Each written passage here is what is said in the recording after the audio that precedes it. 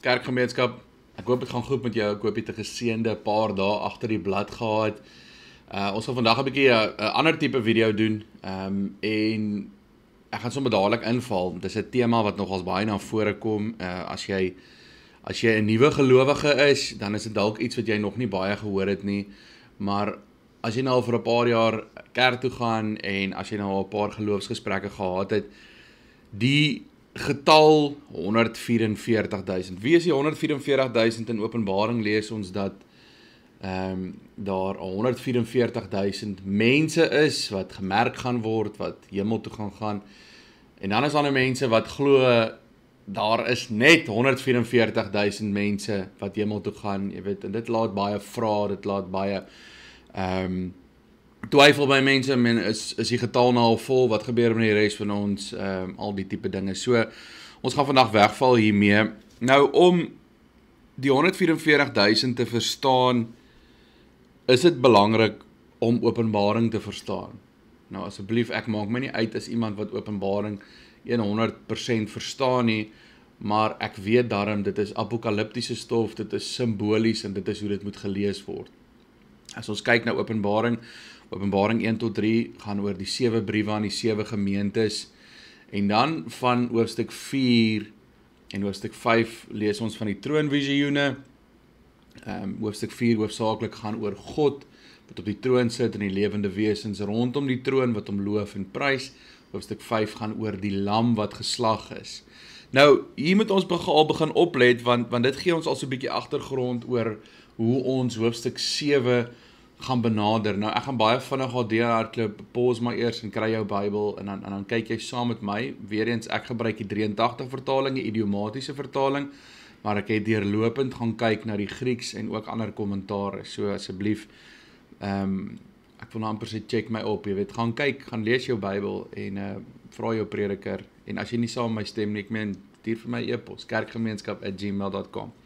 So, hoofstuk 4 gaan oor God, dit is in die hemel, dit is in die troonkamer, die lewende wesens rondom die troon, en as jy daar gaan lees, gaan jy lees van hoe die troon gelyk het, die edelstene wat geskyn het, die reënboog, wat nie net 'n reënboog is soos op aarde wat half is nie, maar die reënboog wat reg rondom die troon gaan, die 4 lewende wesens wat 6 vlerke gehad het, of wat 6 vlerke het, die 24 ouderlinge wat simbolies is vir die kerk, met hulle goue krone in wit geklee, wat op die oorwinning dui.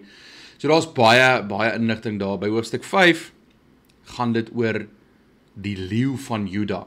Dis wat Johannes hoor. Nou, dis baie belangrik, dit wat Johannes hoor en dit wat hy sien, is 2 verskillende dinge. Hy hoor, daar moet iemand wees wat waardig is om die seël, om die boekrol oop te breek met die 7 seels, die reeks van 7 seels, 7 bakke, of 7 seels, 7 trompette, 7 bakke van wraak. So, dis belangrik dat iemand waardig is, hy hoor die leeu uit die stam Juda.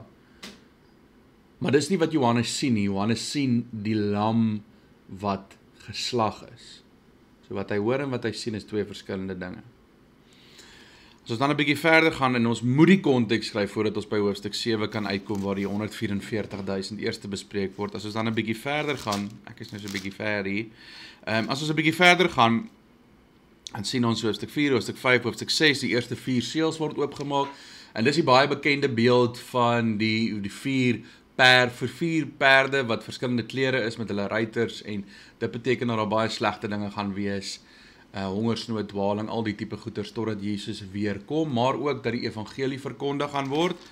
Met die 5de seel sien ons 'n groot troos, wat vir ons eintlik sê dat daar is 'n bewussyn by hulle wat onder die altaar is, hulle wat by die Here is, en hulle roep uit, hoe lank nog getroue heerser, of hoe lank nog heilige en getroue heerser, wanneer voltrek u oordeel, en wanneer wreek u ons dood op die bewoners van die aarde. So ons sien daar's bewussyn, dis die 5de seel, en dan die 6de seel, en dit is nou waar ons hierdie vraag 144.000 gaan beantwoord.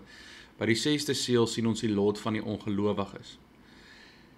Wat die ongelowiges gaan doen op die dag van die oordeel, op die dag wanneer hulle geoordeel gaan word. En 'n vraag word gevra hier aan die einde van hoofstuk 6, en die vraag is, en wie sal staande kan bly? Hierdie vraag word beantwoord in die tussenspel by hoofstuk 7. Dan weer eens, pause die video, ek weet ek gaan 'n bietjie vinnig. As julle wil hê ek moet dit meer afbreek, asseblief stuur vir my 'n boodskap en dan doen ek dit. Hoofstuk 6 vra die vraag, wie sal staande bly? Hoofstuk 7 antwoord die vraag, wie sal staande bly? Hulle wat die merk van God op hulle voorkoppe het. Hier staan dit.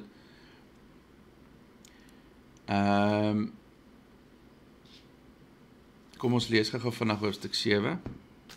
Daarna het ek die 4 engele by die 4 hoeke van die aarde gesien. Hulle het 4 winde van die aarde vasgehou, sodat daar geen wind op die aarde en op die see en teen enige boom sou waai nie. Nou, hulle het in daai tyd geglo dat die aarde is plat. Dit was die konsensus op daai tyd, so die 4 engele op die 4 punte. En dit het ook gewys op die oordeel wat moet kom. Ek het ook 'n ander engel van die ooste af sien kom met die seël van die lewende God, die seël van die lewende God. Hy het met 'n harde stem geroep na die 4 engele aan wie die mag gegee is om die land en die see te tref. En ek het vir hulle gesê, hy het vir hulle gesê, moenie die land en die see en die bome tref nie, ons moet eers die dienaars van God op hulle voorkoppe merk met die seël. Ons weet uit hoofstuk 14, dit is die naam van God, is op hulle voorkoppe. Ek het die getal gehoor van die wat gemerk is, daar was 144.000.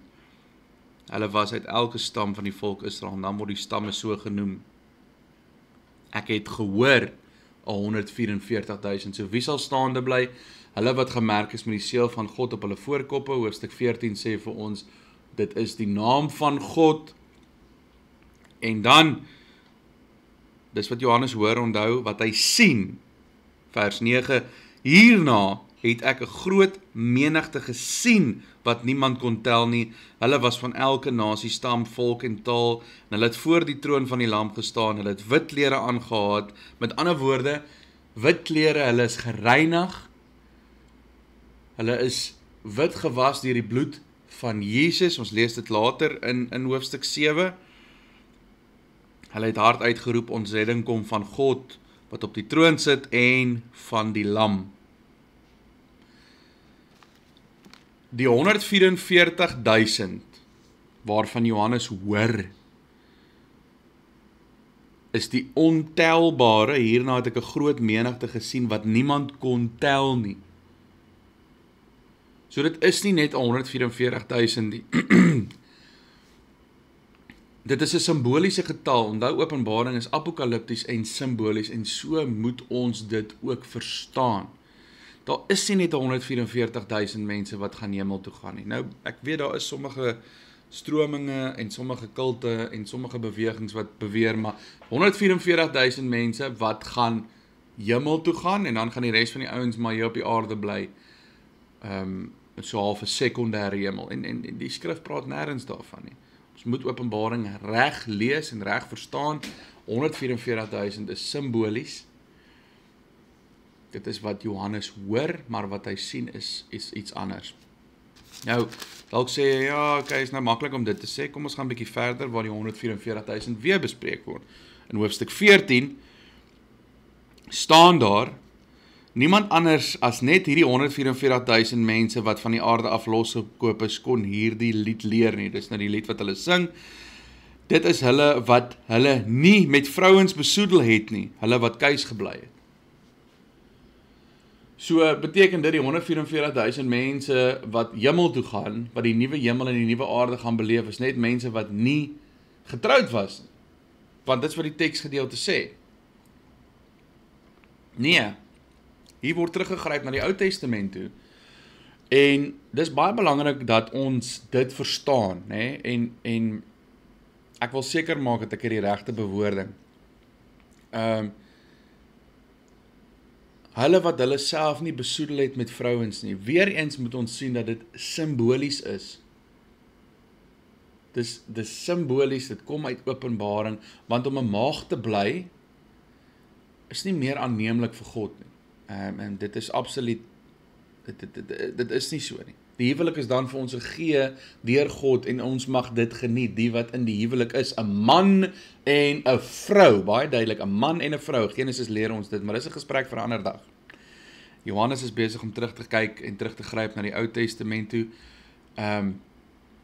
deur die leiding van die Gees, en die Ou Testament word daar gewaarsku dat hulle moet hulle self nie aan ander gode en gelowe gee nie, maar hulle moet bly by dit wat God geleer het. Hulle moet hulle self nie besoedel met ander gelowe en ander gode nie. God hou nie daarvan nie. So weer eens simbolies, ons moet openbaar en verstaan, 144.000, dit is 'n simboliese getal, wat Johannes hoor, maar wat hy sien, weer eens, en ek gaan dit weer vir jou lees, hierna het ek 'n groot menigte gesien, wat niemand kon tel nie. Hulle was van elke nasie, stam, volk en taal, en hulle het voor die troon en voor die lam gestaan. Hulle het wit klere aangehad, en daar was palmtakke in hulle hande. Hulle het hard uitgeroep, ons redding kom van ons God, wat op die troon sit, en van die lam. Dit is wat daar staan. Dit is die 144.000. Dit is wie hulle is.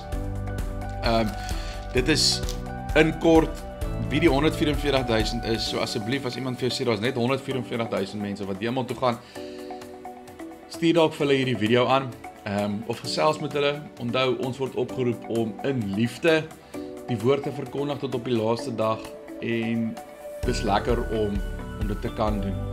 Kerkgemeenskap, mag dit vir jou 'n geseënde dag wees, mag dit vir jou 'n geseënde tyd wees. Ons het nog so 1 of 2 video's wat uitkom in hierdie volgende tyd.